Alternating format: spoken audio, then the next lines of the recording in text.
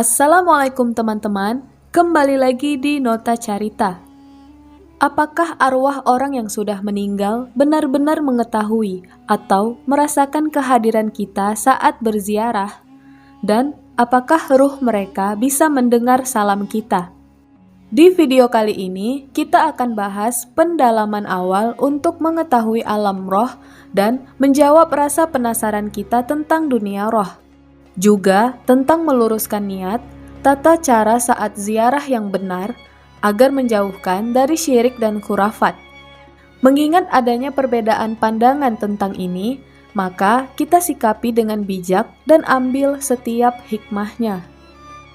Inilah subjudul yang akan dibahas. Dalil tentang roh, mengetahui dan mendengar.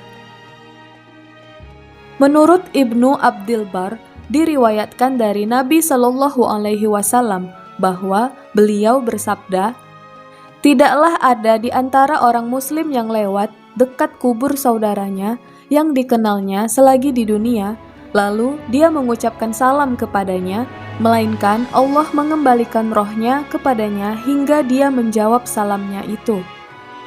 Ini menunjukkan bahwa roh orang meninggal pada batas waktu tertentu dengan izin Allah dapat mengetahui dan mendengar apa yang terjadi di sekitarnya. Misalnya, mendengar dan menjawab salam. Pada saat selesai Perang Badar, Rasulullah memerintahkan untuk mengumpulkan para korban perang, yaitu dari kalangan kafir Quraisy, dan melemparkannya ke dalam sebuah lubang bekas sumur. Kemudian beliau mendekat dan berdiri di dekat mereka sambil memanggil nama mereka satu persatu. "Hai Fulan bin Fulan, hai Fulan bin Fulan, apakah kalian mendapatkan apa yang dijanjikan Rob kalian adalah benar? Sesungguhnya aku mendapatkan apa yang dijanjikan Robku kepadaku adalah benar." Umar bin Khattab bertanya, "Wahai Rasulullah, bagaimana mungkin engkau berbicara dengan orang-orang yang sudah menjadi bangkai?" Rasulullah menjawab, "Demi yang mengutusku dengan kebenaran, mereka lebih mampu mendengar apa yang kukatakan daripada kalian. Hanya saja mereka tidak mampu menjawab." Diriwayatkan dari beliau bahwa orang yang meninggal dunia dapat mendengar suara sandal orang-orang yang mengiringnya dan juga saat mereka meninggalkan kuburannya. Orang-orang salaf telah menyepakati hal ini, dan banyak atsar yang diriwayatkan dari mereka, bahwa orang yang meninggal dunia dapat mengetahui ziarah orang yang hidup di atas kuburnya dan merasa gembira karena kedatangannya itu. Abu Bakar bin Abdullah bin Muhammad bin Ubaid bin Abud Dunya mengatakan di dalam Kitabul Qubur tentang orang yang meninggal dunia dan mengetahui kedatangan orang yang masih hidup. Dari Aisyah radhiyallahu anha, dia berkata, Rasulullah bersabda, "Tidaklah seseorang menziarahi kubur saudaranya dan duduk di sisinya, melainkan ia mendengarnya dan menjawab perkataannya hingga dia bangkit."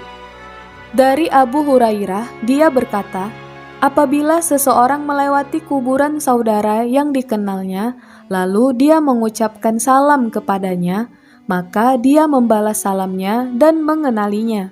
Jika dia melewati kuburan orang yang tidak dikenalnya, lalu mengucapkan salam, maka dia hanya membalas salamnya." Kisah roh yang menceritakan keadaannya. Kisah Asim al-Jahdari, seorang ulama besar dari kalangan tabi'in. Seseorang dari kerabat Asim al-Jahdari, dia menceritakan bermimpi bertemu al-Jahdari 6 hari setelah dia meninggal dunia. Dalam mimpi itu, kerabatnya bertanya kepada al-Jahdari, "Bukankah engkau sudah meninggal dunia?" "Benar," jawab al-Jahdari. "Di mana engkau berada saat ini?" Al-Jahdari menjawab, "Demi Allah, aku berada di sebuah taman dari taman-taman surga. Aku bersama rekanku berkumpul pada setiap malam Jumat dan pada pagi harinya. Lalu kami bersama-sama menghadap Abu Bakar bin Abdullah al-Manzi untuk mencari kabar tentang kalian. Kerabatnya bertanya lagi, apakah itu jasad kalian ataukah roh kalian? Al-Jahdari menjawab, sama sekali tidak. Jasad telah usang, hanya roh-roh yang saling bertemu. Kerabatnya bertanya lagi, apakah kalian mengetahui kedatangan kami yang menziarahi kalian? Al-Jahdari menjawab, ya, kami mengetahuinya pada Jumat petang dan pada hari Sabtu hingga terbit matahari. Kerabatnya bertanya lagi, mengapa yang demikian itu tidak berlaku untuk semua hari? Al-Jahdari menjawab, mengingat kelebihan hari Jumat dan keagungannya. Kisah ayah Al-Fadl bin Mu'awafik. Dari Al-Fadl bin Mu'awafik, anak paman Sufyan bin Uyainah, dia menceritakan bahwa Al-Fadl sangat terpukul atas kematian ayahnya. Rasa rindu membuatnya rutin menziarahi ayahnya setiap hari. Namun seiring waktu, intensitas ziarahnya pun mulai berkurang. Suatu ketika, saat ia kembali menziarahi ayahnya dan duduk di sisi kuburan, rasa kantuk teramat sangat tiba-tiba menyerangnya, hingga akhirnya terlelap di sana. Dalam tidurnya itu, Al-Fadl bermimpi seakan-akan kubur ayahnya terkuak. Ia melihat ayahnya duduk di atas kuburannya, masih dengan kain kafan yang menyelimuti jasadnya, dan dengan raut wajah seseorang yang telah tiada. Melihat pemandangan itu, Al-Fadl tak kuasa menahan tangis. Kemudian ayahnya berkata kepadanya, "Wahai anakku, sudah cukup lama kamu tidak ke sini." Al-Fadl bertanya, apakah ayah mengetahui kedatanganku? Ayahnya menjawab, aku tahu setiap kali kamu datang ke sini. Aku senang dan gembira jika kamu datang ke sini dan atas doamu. Begitu pula orang-orang di sekelilingku. Maka sejak saat itu, Al-Fadl sering datang menziarahi kubur ayahnya. Kisah ibu dari Utsman bin Saudah At-Tafawi. Ibu dari Utsman ini adalah seorang ahli ibadah dan dijuluki wanita rahib. Utsman menceritakan ketika ibunya mendekati ajal, Utsman menengadahkan kepala ibunya ke langit. Ibunya berdoa, wahai simpanan dan pusakaku, yang menjadi sandaran dalam hidupku, saat hidupku dan setelah matiku. Janganlah engkau menelantarkan aku saat mati, dan janganlah engkau membiarkan aku di kuburku. Tak lama kemudian ibunya meninggal dunia. Pada setiap hari Jumat, Utsman selalu menziarahi kuburnya, mendoakan, memohon ampunan untuk ibunya dan para penghuni kubur lainnya. Suatu hari, ia bermimpi bertemu ibunya. Ia bertanya, wahai ibu, bagaimana keadaan ibu sekarang? Wahai anakku, sesungguhnya kematian itu merupakan kesulitan yang amat berat. Tapi alhamdulillah aku berada di alam barzakh yang terpuji. Di sana kami menyebarkan raihan, bertelekan pada bantal sutra tebal dan tipis, hingga hari berbangkit. Utsman bertanya lagi, apakah ibu ada keperluan terhadap diriku? Ibunya menjawab, iya. Apa itu? Tanya Utsman. Ibu menjawab, janganlah engkau berhenti menziarahi kami dan mendoakan kami, karena aku gembira dengan kedatanganmu pada hari Jumat, yaitu saat kamu meninggalkan keluargamu. Pernah dikatakan kepadaku, wahai wanita rahib, ini dia anakmu datang, maka bergembiralah engkau. Dengan kunjunganmu ini, orang-orang di sekitarku yang sudah meninggal dunia juga merasa senang. Pengalaman Bishr bin Mansur. Dari Bishr bin Mansur, dia berkata, sewaktu wabah pes menjalar, ada seorang laki-laki yang rajin pergi ke kuburan untuk ikut sholat jenazah. Jika menjelang sore, dia berdiri di dekat kuburan seraya berkata, semoga Allah mendengar ketakutan kalian, merahmati keterasingan kalian, mengampuni keburukan kalian, dan menerima kebaikan kalian. Hanya kalimat itu saja yang lelaki itu ucapkan. Suatu hari, laki-laki ini bercerita, Suatu senja, dia langsung pulang kepada keluarganya dan tidak datang ke kuburan.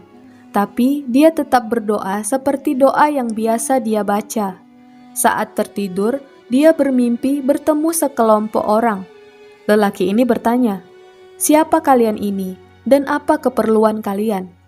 Mereka menjawab, "Kami adalah penghuni kubur."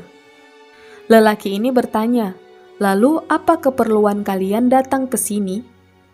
Mereka menjawab, "Engkau sudah terbiasa memberikan hadiah kepada kami, yang kami tidak bisa terima ketika engkau langsung pulang ke tengah keluargamu."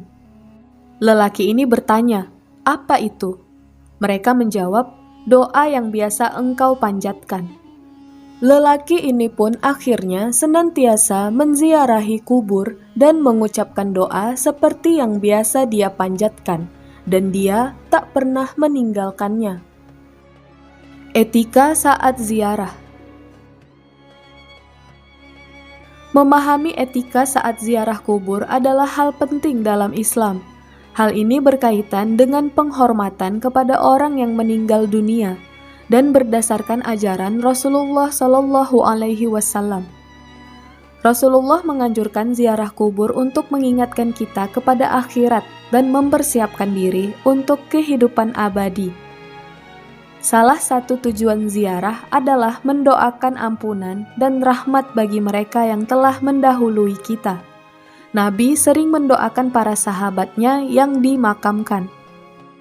Dalam hadis riwayat Muslim dari Buraidah, Rasulullah Shallallahu Alaihi Wasallam mengajarkan jika pergi ke kuburan untuk mengucapkan, "Salam sejahtera atas kalian wahai penghuni kubur dari kalangan mukmin dan muslimin. Dan sesungguhnya kami insya Allah akan menyusul."